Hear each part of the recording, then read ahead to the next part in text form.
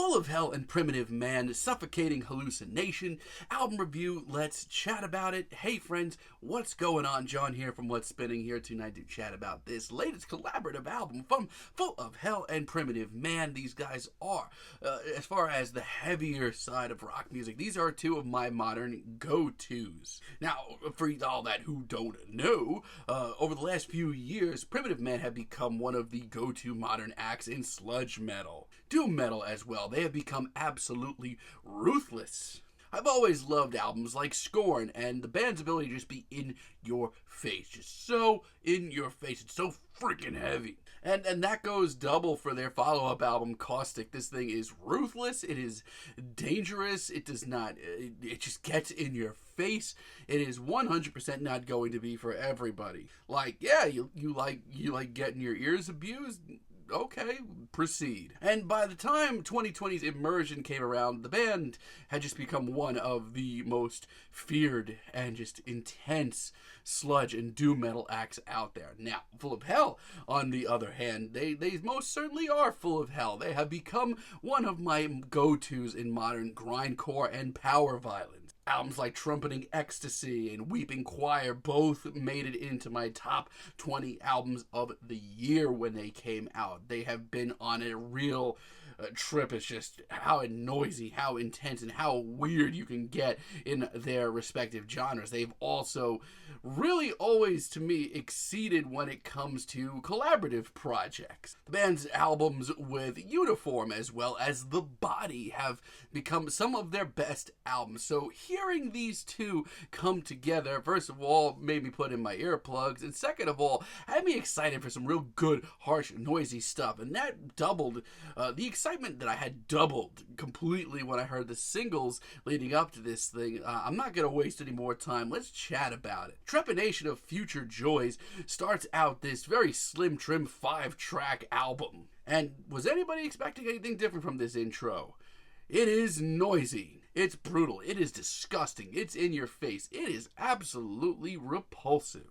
We get these big, meaty, sort of sludge metal, doom metal infused riffs. I mean, I've always enjoyed when these two acts play towards the sludgier side of their sound, and that's what we get. It does get a little droney at points, too. There's definitely some drone metal aesthetics to this track. I mean, if you like hearing Full of Hell at their more, I don't know, speedy, throttling, in-your-face power violence, you may be a little disappointed on that front. But this is abrasive ear candy, and once again, it's not going to be for everybody, but for me, this is exciting.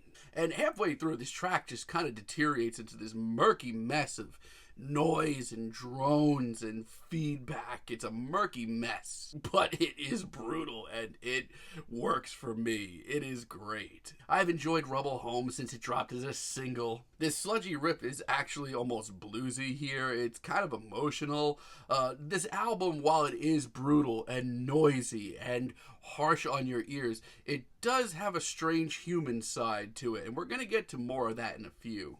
And once again, Full of Hell fans, take note. I mean, you may not enjoy this as far as other projects go, because it does take its time, this track. The pensiveness, though, the tension, the feeling of dread, it is good. And this is coming after I reviewed the new Shoo Shoo album last night. I feel like they could have taken a thing or two from this album. So much so, the tension is so good that when this track finally does take off about halfway through and that throttling riff comes in and just crushes everything in its path, it's really exciting. The performances all around, especially I thought the drumming, are fantastic, and there is no hope or happiness in sight.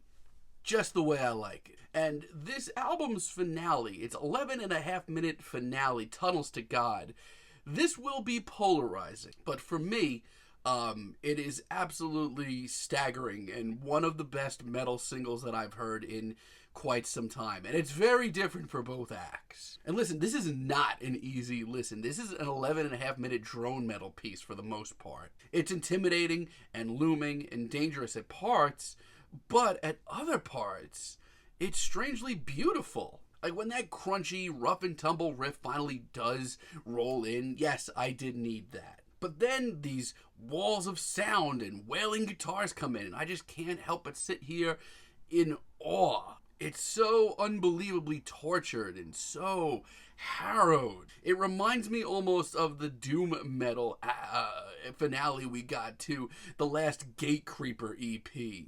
Emptiness, that's the one. Check it out. But I honestly feel like it's one of the most human sounding tracks I've heard from either one of them. I mean, don't get me wrong, it is animalistic and crushing and doom impending. But the final few minutes are beautiful, epic, triumphant, emotional.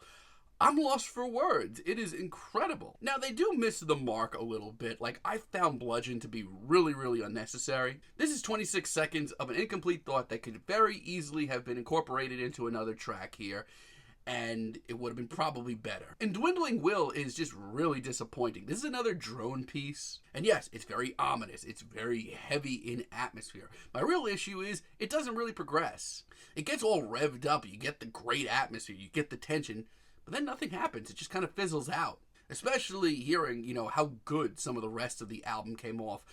This is just very disappointing. Overall, though, the material that is good here is absolutely dazzling and some of the most human and most interesting material I've heard from either of these acts in a while.